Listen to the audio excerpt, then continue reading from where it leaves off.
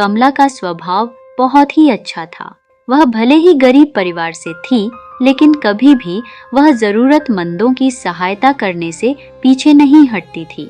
लेकिन कमला को सभी सहायता करता देखकर उसके सास ससुर उस पर बहुत गुस्सा करते थे।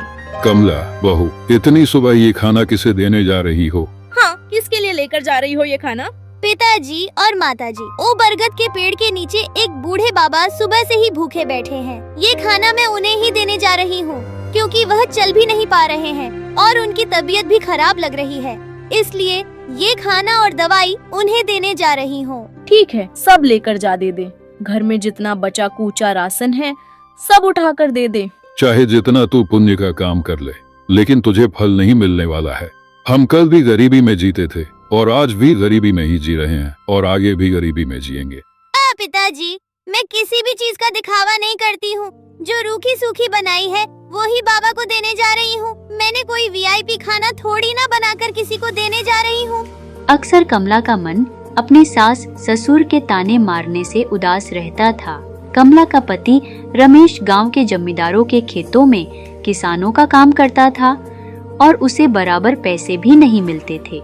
वह दिन भर मेहनत करके मुश्किल से 30-40 रुपए ही कमा पाता था और बहुत हो जाता तो उसे 50-60 रुपये मिलते थे। लेकिन कमला का मन एकदम शांत रहता था और उसके चेहरे पर हमेशा मुस्कुराहट रहती थी, क्योंकि वह भोलेनाथ पर बहुत ही विश्वास रखती थी और हमेशा बहुत अच्छे अच्छे काम करती थी। वह कभी किसी के बारे में कुछ बुरा भला नहीं सोचती थी। वह सबके बारे में सदैव अच्छा ही सोचती थी। ऐसे ही वह एक दिन अपने दोनों बेटों चीकू और पीयू के साथ बाजार से घर वापस आ रही थी।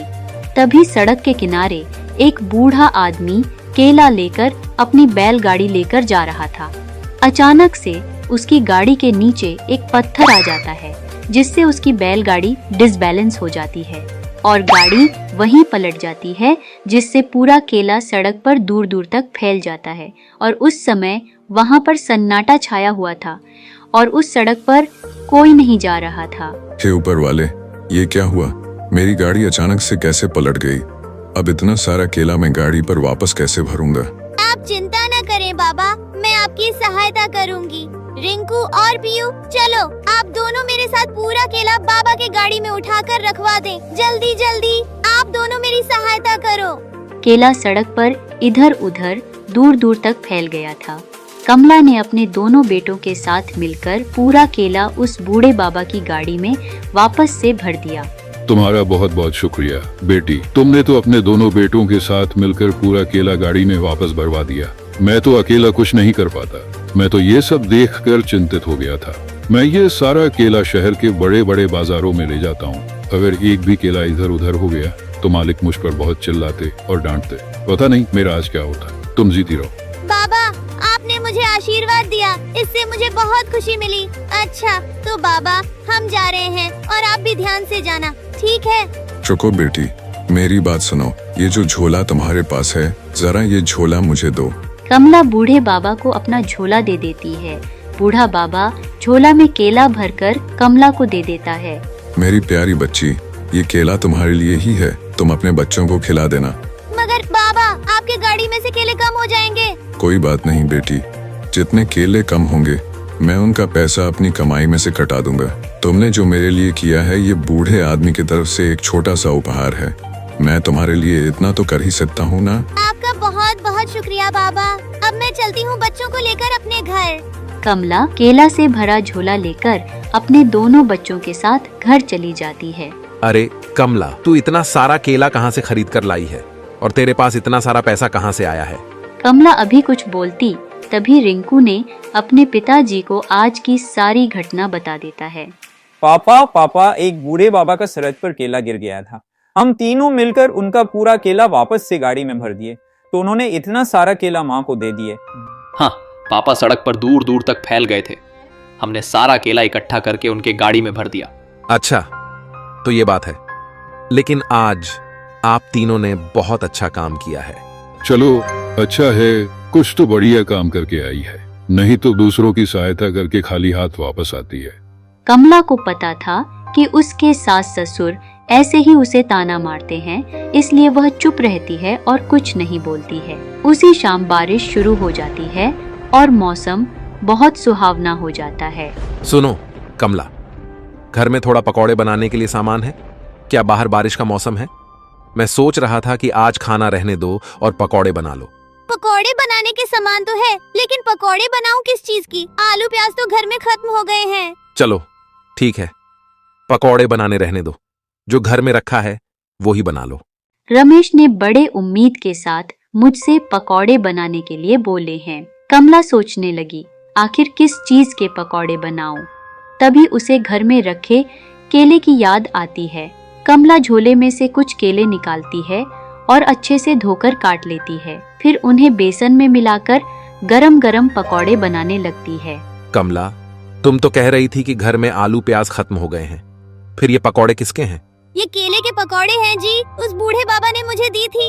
इसे खाकर बताओ तो कैसे हैं? अरे वाह, केले के पकौड़े से तो बहुत ही स्वादिष्ट है, आज तक नहीं खाई थी। वाह कमला, तुमने तो कमाल कर दिया। उस दिन सबको गरम गरम केले के पकौड़े बनाकर खिलाती है। सबको केले के पकौड़े बहुत अच्छे लगते हैं। रात में सोते सोते कमला के दिमाग में कुछ चल रहा था। अगली सुबह जब वह सोकर उठी तो अपने पति रमेश से बोली, सुनिए जी, कल रात मेरे दिमाग में एक तरकीब आया था। हमारे मोहल्ले में जो भी पकौड़े बनाते हैं वो आलू, प्याज, बैंगन या तो टमाटर के होते हैं। केले के पकौड़े कोई भी नहीं बनाता। तुम भी सुबह अपने काम पर चले जाते हो, बच्चे भी स्कूल या खेलने चले जाते हैं, माँ जी और पिताजी अपने अपने कामों में व्यस्त रहते हैं और मैं भी घर का सारा काम खत्म करके दिन भर खाली ही बैठी रहती हूँ। अगर तुम मुझे इजाजत दो तो मैं भी केले के पकौड़े का शाम के वक्त ठेला लगा लूँ। इससे तुम्हें ज्यादा काम भी करना पड़ेगा और हम घर चलाने में भी कोई परेशानी नहीं होगी।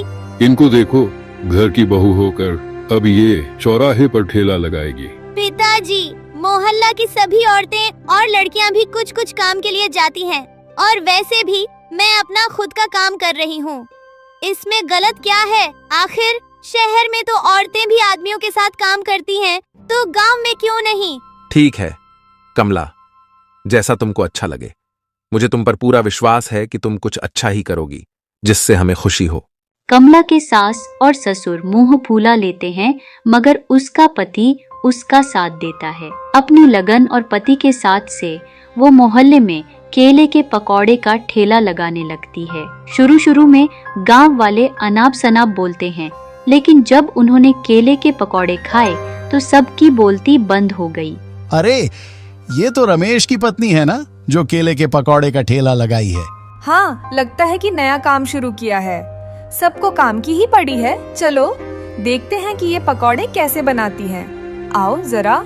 कमला जानती थी कि ये मोहल्ले की वही औरतें हैं जो बातें बनाती हैं, लेकिन कमला ने भी बड़ी सूझबूझ से काम लिया।